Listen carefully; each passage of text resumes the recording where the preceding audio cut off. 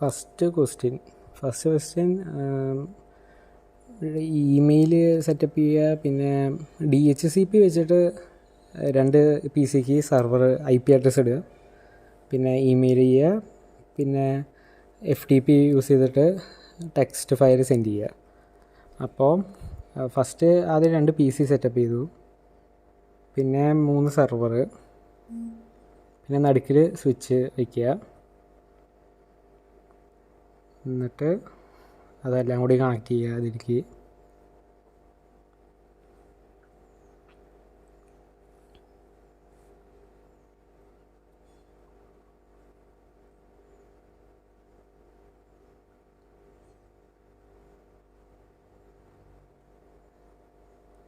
എല്ലാ സെർവറിലേക്കും IP setup ചെയ്യണം. അതിനാദ്യം കോൺഫിഗ് പോവുക, ഫാസ്റ്റ് ഈതർനെറ്റ് പോവുക. എന്നിട്ട് 10.1 മീൻസ് 10.0.0.1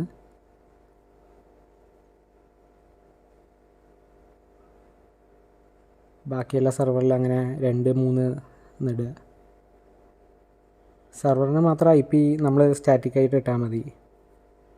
ബാക്കി ഇത് DHCP ആയതുകൊണ്ട് ഡൈനാമിക് ഹോസ്റ്റ് കൺട്രോൾ പ്രോട്ടോക്കോൾ.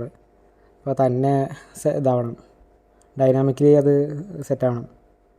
അതിന് നമ്മളിപ്പോൾ സെർവർ 2 പോയിട്ട് അത് ചെയ്യും.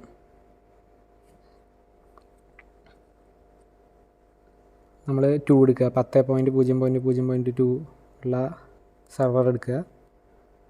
അതിൽ സർവീസസ് പോവുക മുകളിൽ. എന്നിട്ട് ആദ്യം DHCP പോയിട്ട് സ്റ്റാർട്ടിങ് IP അവിടെ 4 ഇടുക.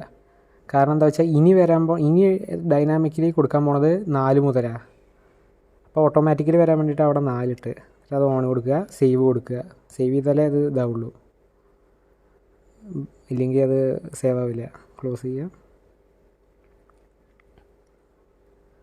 ഇപ്പോൾ PC പോയിട്ട് അതിൻ്റെ IP എടുത്താൽ അത് ഓട്ടോമാറ്റിക്കലി DHCP നമ്മൾ കൊടുക്കുമ്പോൾ വരണം.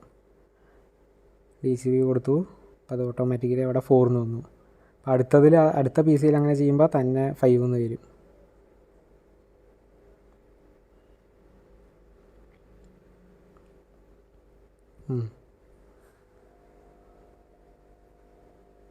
ഇപ്പോൾ ആ ക്വസ്റ്റിൻ്റെ ഒരു പാർട്ട് കഴിഞ്ഞു, DHCP വെച്ചിട്ട് ചെയ്യണത്. ഇനി DHCP കഴിഞ്ഞാൽ മെയിൽ. അതിപ്പോൾ നമ്മൾ 2 പറഞ്ഞ സെർവർ നമ്മൾ അതിന് യൂസ് ചെയ്തു. അപ്പോൾ ഫസ്റ്റ് സെർവർ എടുത്തിട്ട് ഇമെയിൽ സെറ്റപ്പ് ചെയ്യുക. ഫസ്റ്റ് സെർവർ എടുത്തു, സർവീസസ് പോയി, അതിൽ ഇമെയിൽ ഉണ്ടാവും.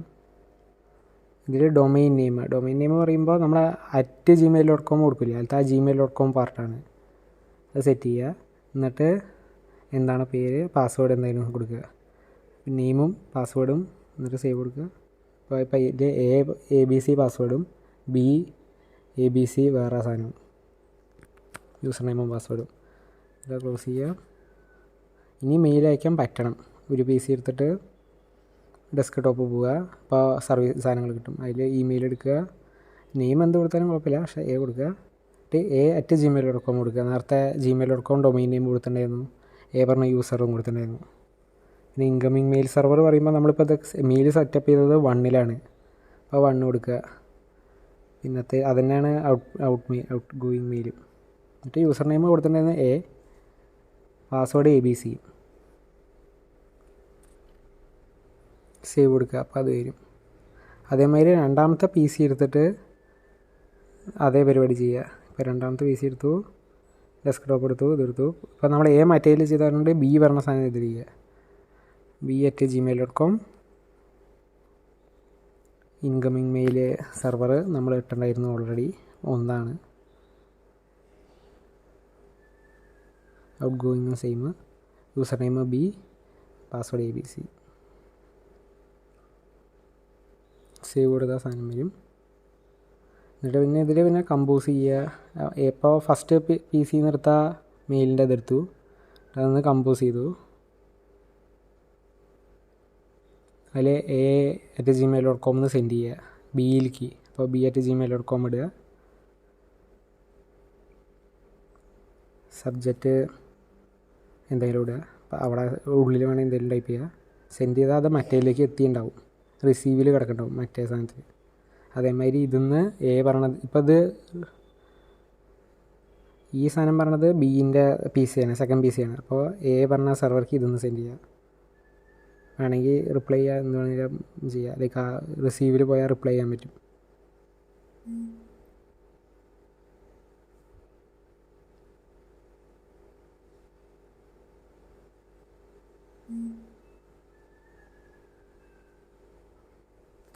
ഓക്കെ, കോൺഫിഗ് മെയിലിൽ പോയി കഴിഞ്ഞാൽ വെച്ചാൽ അതേത് ആ പി സിയിൽ ഏതാ സൈൻ ചെയ്ത് വെക്കണമെന്ന് കാണാൻ പറ്റും.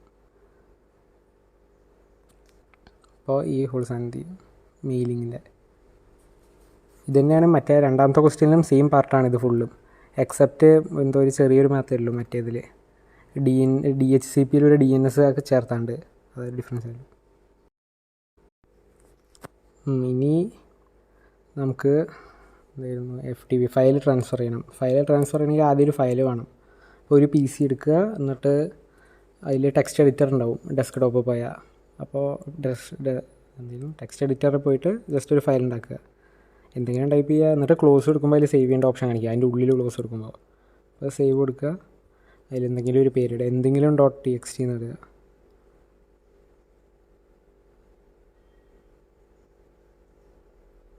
ഇത് സേവ് ആക്കുക. എന്നിട്ട് നമ്മൾ കമാൻഡ് പ്രോംപ്റ്റ് എടുക്കുക, അതിൽ തന്നെ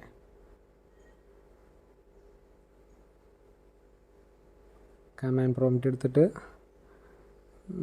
ആദ്യം FTP നമ്മൾ സെൻഡ് ചെയ്യണ സെർവർ, നമ്മളിപ്പോൾ മൂന്നാമത്തെ സെർവർ യൂസ് ചെയ്തില്ല, ആ സെർവർക്കാണ് നമ്മൾ സെൻഡ് ചെയ്യണത്. അപ്പോൾ 10.0.0.3 എന്നിട്ട് കൊടുക്കുക. സിസ്കോ ആണ് യൂസർ നെയിം, പാസ്വേഡും സിസ്കോ തന്നെയാണ്. അപ്പോൾ പാസ്വേഡ് അടിക്കുക, പാസ്വേഡ് വയ്ക്കും, അത് സിസ്കോ അടിക്കുക, എൻ്റർ അമർത്തുക. യൂസർ നെയിം വയ്ക്കുമ്പോഴും സിസ്കോ അടിക്കുക, എൻ്റർ അമർത്തുക. എന്നിട്ട് FTP ഇങ്ങനത്തെ ഒരു സാധനം വരും.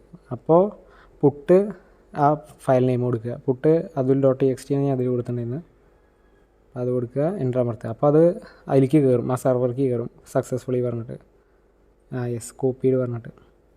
ഇപ്പോൾ ഇനി അത് ചെക്ക് ചെയ്യണമെങ്കിൽ ജസ്റ്റ് ആ ഇത് ക്ലോസ് ചെയ്യുക, എന്നിട്ട് തേർഡ് സെർവർ എടുക്കുക, എന്നിട്ട് അതിൽ സർവീസസ് പോയിട്ട് FTP എന്നുണ്ടാവും, ഫയൽ ട്രാൻസ്ഫർ പ്രോട്ടോക്കോൾ. അതെടുത്താൽ അതിൽ ആ പേര് കാണുണ്ടാവും എവിടെയെങ്കിലും താഴെ, അതെ അതുൽ.txt. എന്നിട്ട് അത് ക്ലോസ് എടുത്തു. എന്നിട്ട് PC 2 എടുക്കുക, അതിലേക്ക് നമ്മൾ എടുക്കണം, ഗെറ്റ് ചെയ്യണം.